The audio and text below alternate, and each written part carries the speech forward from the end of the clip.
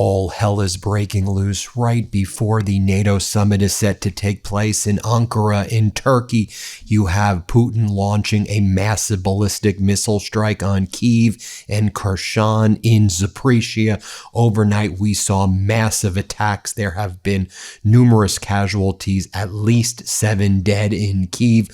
Sadly, we expect that number to increase. You also see, on the other hand, Zelensky launching massive drone swarms in the direction of Russia, targeting oil depots right here. Donald Trump promised that he was going to end this war in 24 hours of taking office, or 24 hours after the election. Obviously, that didn't happen. Putin is trying to apply maximum pressure right before this NATO meeting in Ankara is set to take place. You have a emergency warning right now in Poland. Let me read for you the Polish military's urgent warning about NATO potentially coming under fire by Russia. Now, I had warned that Russia was perhaps looking to either launch a drone swarm in Poland or launch an attack there, especially as this NATO summit was approaching. Here is what we're hearing from the operational command of the Polish armed forces.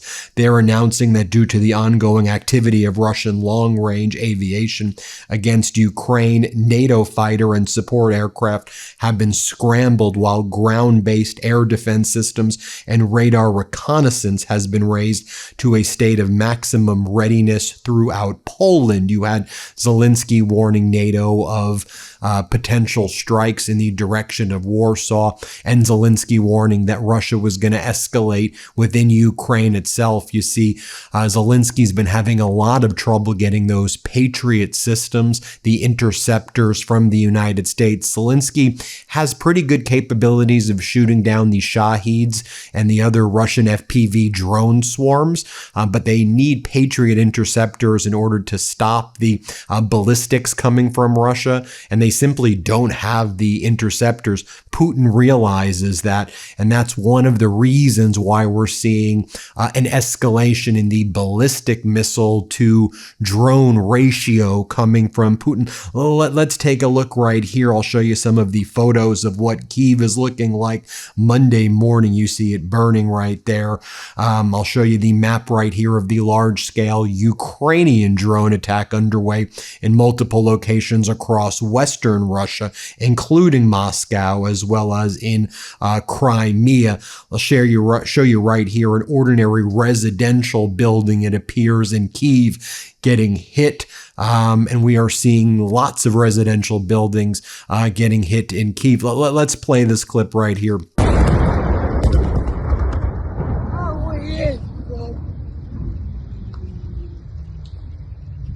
Separately, Times of Ukraine captured this video right here. This is a Russian Kh-101 cruise missile, also slamming into several residential buildings in Kyiv. You can see for yourself. Play this clip. Pull back for a second right here, and you can see footage showing ammunition right here that is exploding even further at the Zolyany machine building plant in Vyazar in the Vyshniv, Kyiv Oblast, of course, following a Russia strike right here about 16 seconds more from the site. I'll show you right here. Let's play it.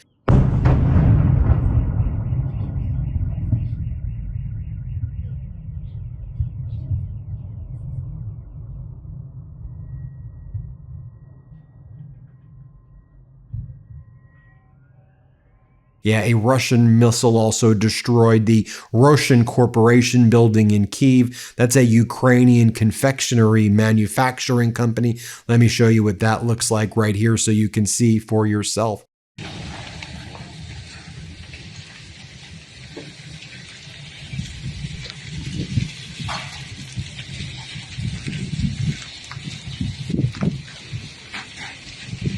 Now, I talked about these Ukrainian drone swarms hitting Russia. Here's a power substation that appears to be hit in Kadivka. Play this clip. Now, Russia, meanwhile, is attacking some of Ukraine's food supply right here. I'll show you right here one of the largest poultry farm suppliers right here under attack. Let's play it.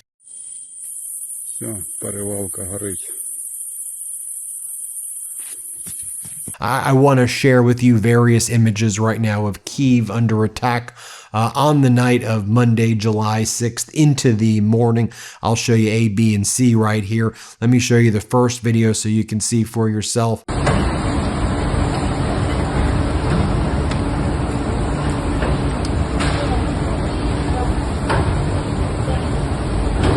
Here's another video of it. Let's play it.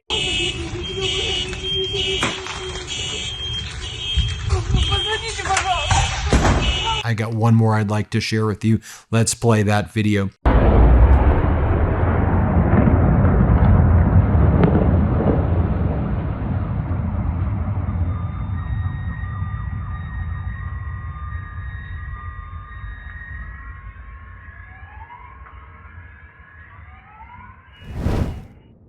Look, if you're in this community, you're paying attention. You know what's happening, and a lot of what's happening, it's directly affecting your Medicare. Plans are being discontinued, premiums are going up, and the broker you might have talked to probably pushing Medicare Advantage plans even if they aren't right for you. That's why I want you to know about Chapter. They're the only advisors who compare every Medicare plan in the country. Thousands of people from this community have already used them. One viewer, Kevin in Florida, is saving $2,100 a year. Another, Steven, finally has a plan that covers his dialysis.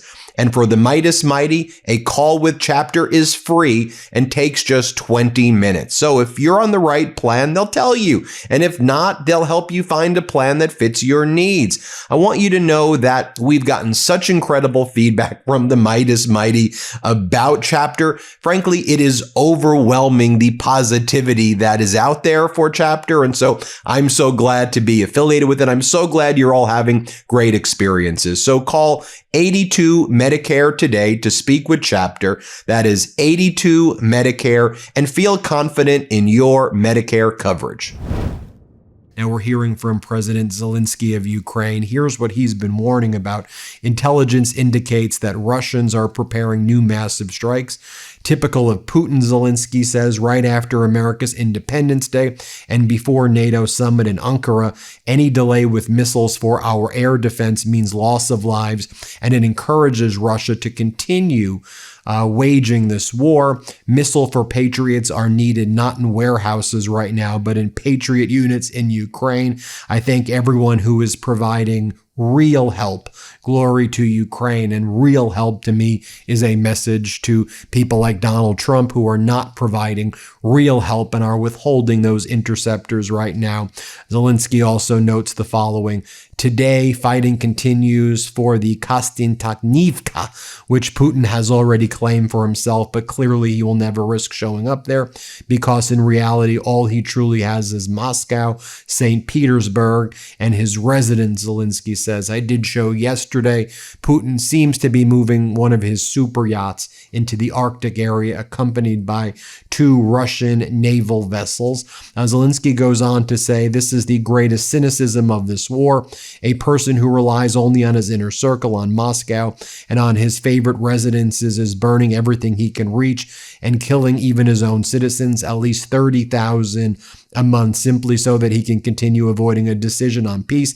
This June, too, there were almost 30,000 confirmed losses among Russian occupiers at the front, killing and severely wounded. About 30,000 deaths is at least the number Zelensky's putting out there of Russian soldiers who have been killed. I also want to point this out as well because I think it's important that we understand the various dynamics of what's taking place across the world. I want to share with us what's going on in Mali right now. There have been lots of clashes between the Malian army. They're run by this junta, if you will, that's backed by Russia. The Russia Africa Corps is what they're calling the kind of rebranded version of some of those Russian militias that were out there. But anyway, Mali's backed by the Russia-Africa Corps. It did seem like Trump was trying to endear himself to that Mali Russian-backed government right there. Notably, you have the war taking place there against the Azawad Liberation Front, the FLA. The FLA, lots of people believe, could the FLA be being trained with Ukrainian tactics to go against the Russian African Corps there? Could the FLA be being trained by France? There's a lot of kind of questions there. But there were clashes yesterday. The Russian African Corps took a lot of losses, lots of losses. You can see the whole trail of these losses. Take a look at the overhead satellite images right here as well. And I'll share with you as the FLA is able to successfully down a Russian Mi-24 Hind helicopter gunship during an ambush on a military convoy, resulting in the death of several dozen Malayans and Russians, those allied with the Malayan junta. And I want to share this with you, though, just so you understand. There are wars going on throughout the world right now as a result, I think, as well, of when the world's unstable in general. But Trump's, as Trump likes to brag, I stopped this war, I stopped that war. No, there are wars quite literally everywhere right now. And, here's what's going on in Mali, so you can see for yourself. Let me show you as the FLA downs this here. Play this clip right there. الله أكبر العزة لله ولرسوله الله أكبر الله أكبر الله أكبر العزة لله ولرسوله وللمؤمنين الزواد شديد الزواد شكا زواد فرتوجور الله أكبر. Yeah, so, Zelensky also notes that we have the capabilities to shoot down more than 90% of drones, but unfortunately, not all of the ballistics are intercepted, and the ballistic missiles are now what Russia is leaning on to continue the war. And we need he basically goes on to say, we need these interceptors. We need these interceptors. He goes, to our partners, any delay with the missiles means the loss of lives. Above all, these are, of course, decisions by the United States, decisions by strong countries in Europe around the world. Please be active in your decisions to protect lives. Missiles for patriots are needed, not in warehouses right now.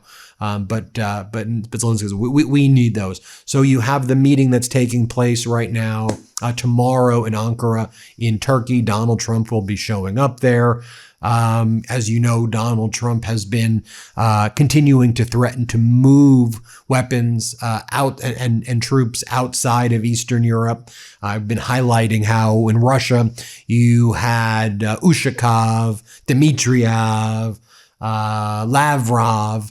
They've been saying, look, when we met in Anchorage, Trump and Witkoff made us a series of promises. They sent us certain deals, and we expected them to make good on those deals. And then you have Rubio saying, no, we never did anything. We never did that. To which Ushakov and Lavrov were saying, yeah, that's what you took. One of the reasons we came out to Anchorage is because you made us certain promises. Meanwhile, we know Witkoff literally has a signed note that Putin gave him regarding taking over Crimea territory that Witkoff has mounted in his office. I showed you a video last night of Keith Kellogg, who was the former envoy to Ukraine. He was supposed to be the envoy to Russia and Ukraine. He's been very critical of Witkoff and Kushner, how they handled Anchorage, how they basically seemingly told the Russians that they were going to give them Ukrainian land, Donbass, etc., when they didn't have such authority to do that, and that they view things as real estate deals and real estate transactions. While we're on the topic, I want to point out one other thing as well. I think it's important that we focus on too. Lots of intelligence that is suggesting that Netanyahu is working with the Board of Peace, as Trump calls it, the fake Board of Peace, in order to claim certain breaches of the ceasefire by Hamas in order to take over more land in Gaza, and that this is where the intelligence is saying the Board of Peace, using that name Board of Peace, right, straight out of 1984, perhaps more dystopian, will claim a Hamas Gaza violation of ceasefire, permitting Netanyahu to try to take more land and further the genocide in Gaza. So pay attention to that. Since the fake ceasefire has been announced, there's been still over 1,000 people, innocent women, children, who have been murdered and killed by the Netanyahu regime there. So we're focusing on all of these developments right now. We'll keep you posted throughout the day.